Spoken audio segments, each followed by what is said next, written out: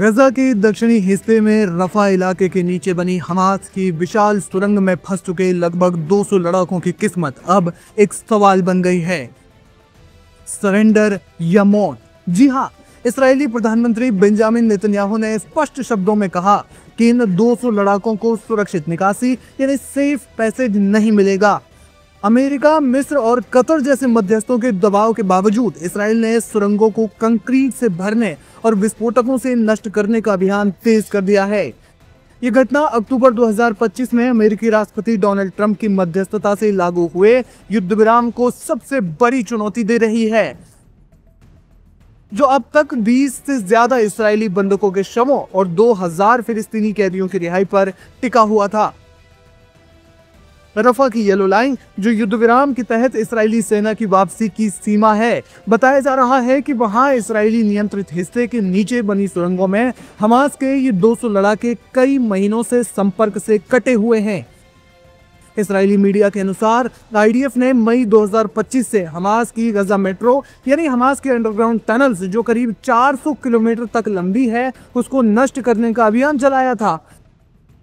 इस दौरान आईडीएफ ने सुरंगों के रास्तों को काट दिया, जिससे ये लड़ाके हमास नियंत्रित इलाकों में लौट नहीं पा रही हैं।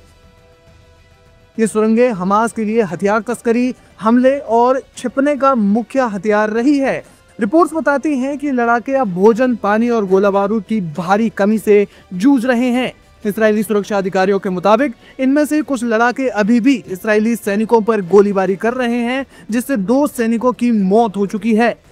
हमास का दावा है कि मार्च से इनसे संपर्क पूरी तरह से टूटा हुआ है, लेकिन इस्राएल इसे झूठ बता रहा है।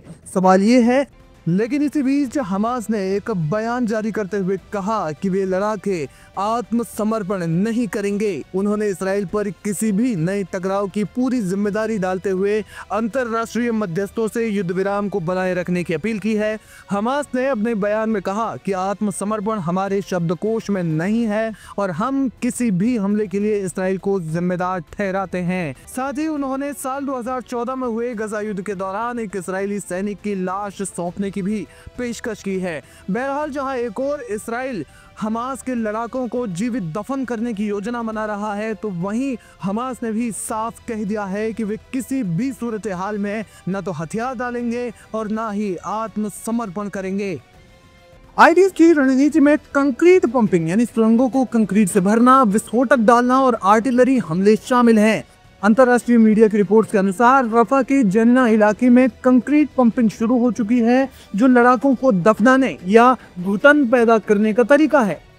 इस्राएली वित्त मंत्री बेजलेल स्मोट्रिच ने सेफ पैसेज के किसी भी प्रस्ताव को पागलपन कहा, जबकि सुरक्षा मंत्री इतमार बेन ग्वीर ने मांग की कि इन्हें मार दिया जाए या गिरफ्तार किया जाए। सीधे शब्दों में कहें तो इसराइल सुरंगों के आने जाने के रास्ते सीमेंट और कंक्रीट से ब्लॉक कर रहा है, ताकि हमास के लड़ाकों के बाहर आने का कोई रास्ता न बचे और दम घुटने से उनकी मौत हो जाए। 10 अक्टूबर को लागू ये युद्ध विराम अब तक टिका हुआ है, लेकिन रफा में 2 हमास के हमलों ने भी तनाव बढ़ाया है। गजा में 68,000 से ज्यादा फिलिस्तीनियों की मौत हो चुकी है। फिलहाल ये जो जंगबंदी चल रही है, ये कब तक चलेगी, ये देखना बेहद अहम होगा, क्योंकि जंगबंदी के बावजूद इसराइल और हमास की ओर से हमले, छुटपुट हमले जिन्हें कह सकते हैं, वो जारी हैं। अब इसके बीच में इसराइल ने हमास के इन 200 लड़ाकों को मारने के लिए ये जो प्लान तैयार किया है, इस पर अंतरराष्ट्रीय जगत क्या प्रतिक्रिया देता है, और खासतौर पर ये देखना होगा कि हमास इसका किस तरीके से विरोध करता है। जो भी होगा वो लाइव हिंदुस्तान आप तक जरूर पहुंचाएगा।